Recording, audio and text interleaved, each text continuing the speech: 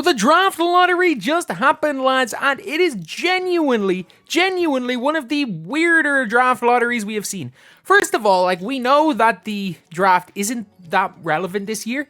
We know that it's not that relevant, but the Atlanta Hawks got the number 1 pick. The Hawks did, and I don't know what the hell they're going to do with it. Is this an incentive to blow it up?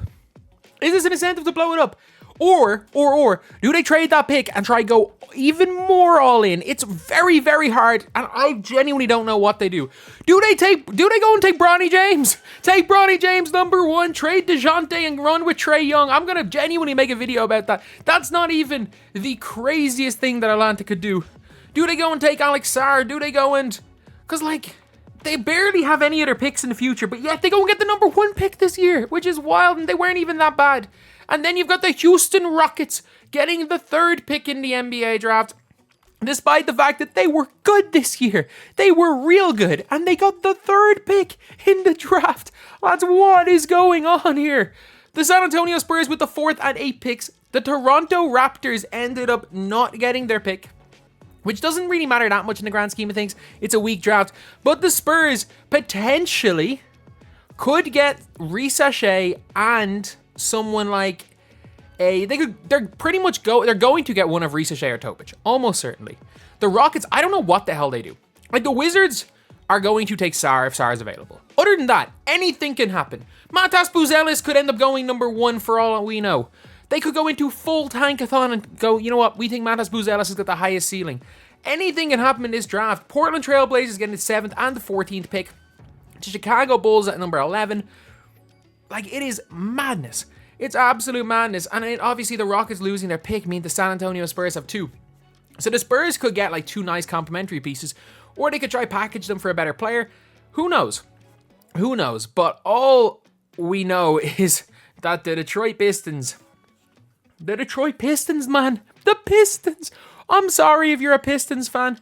I know a Pistons fan. Unbeatable, Jacob. I'm sorry. You guys have... That's what happens when you go and get a player like Cade Cunningham and then get Jaden Ivey and start Killian Hayes. You deserve it. You deserve it for making Monty Williams the highest paid coach in NBA history.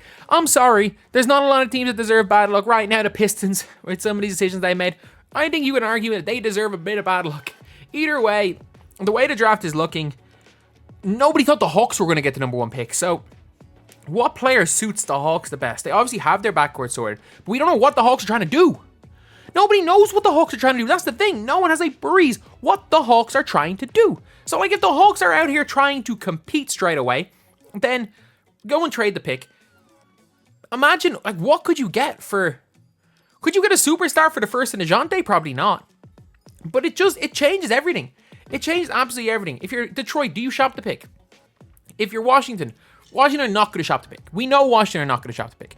Detroit are in a little bit of a more of a win now situation, since they've been bad for a lot longer than Washington. And they haven't been good. At least Washington had the John Wall era. Detroit have had nothing. For San Antonio at 4, like, Topic will be fine for them. I think Topic is seriously overrated. I'm just putting it out there. He is a terrible shooter. And I mean that, like, legitimately terrible shooter. He's a decent playmaker. He's got good size. He is a awful shooter. Like, he shoots so badly that I think he's going, like, he's Josh Giddey. He's Josh Giddey. Like, that's basically it. And you need some spacing around San Antonio. If I'm San Antonio at 4, and I'm sticking on that pick, if you don't think you can get Reed Shepherd at 8, if Reese O'Shea's on the board, you take Reese O'Shea. If he's not on the board, and you don't think you're getting that Shepherd's fallen to 8, you probably take Reed Shepherd. Just because he's going to give you some effort, he's going to hit shots, and that's really what you need if you're San Antonio. Yeah, you've got Devin Vassell. You need, you're going to get very few starters in this draft, especially early. Someone like Reed Shepherd is going to come in and at least be solid. Like, Rob Dillingham, I like Dillingham, but I don't know. I'd rather like a vet pass first point guard with Wemby. And, like, as much as Topic is a great passer and a great pass first point guard, he's so bad at shooting that I think it's very risky taking him that high. I think Topic I don't think Topic is going to be a bust. especially in this year's draft. But I think he's a Josh Giddey. I think he's just another Josh Giddey type player. That he's a big point guard who can't really shoot the ball, but can distribute really well. So with that, it's like, it's very hard to justify going all out on that. With Detroit at number 5, if, like, sarr is not falling to 5. If Risa Shea falls to 5, that's perfect. Like, I don't even mind, like, Dillingham wouldn't be too bad. But if you're Detroit and you're committing to, we're going to be bad for 3 or 4 more years, go and take Matas Buzelis to 5. Take Ron Holland to 5. Like, with Buzelis, you've got one of the, probably the highest upside in this draft, other than maybe sarr. But at the same time, he wasn't good in the G League. Ron Holland was decent for G League Ignite, but neither of those guys have done anything major for their draft stock. Cody Williams, I'm trying to think of what team might suit Cody Williams. I think maybe Charlotte. Maybe Charlotte as for a wing, because you've already got LaMelo. You've already got like your Paul George and Brandon Miller. Maybe they just go with length. Like if the Charlotte Hornets don't need a big. They don't need a big at all. So a lot of people would be saying maybe Donovan Clingan might go to them. Like they have Mark Williams. They're good at the center position.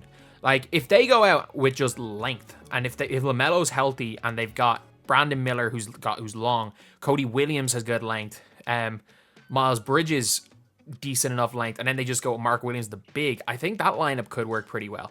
As far as Donovan Clingan is concerned, I can't see, he's not, no one's in their right mind is going to take Clingan at number 1. There's no point Detroit taking him because they got Duren. Wemby, Spurs have Wemby, unless they want to play Wemby at the 4 and just go with the Twin Tower lineup, which I doubt. Houston Rockets have Alperen Sengun already in there.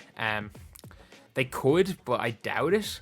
Detroit, they've got Duren, so no. Charlotte Hornets have Mark Williams. Portland Trailblazers have DeAndre Ayton.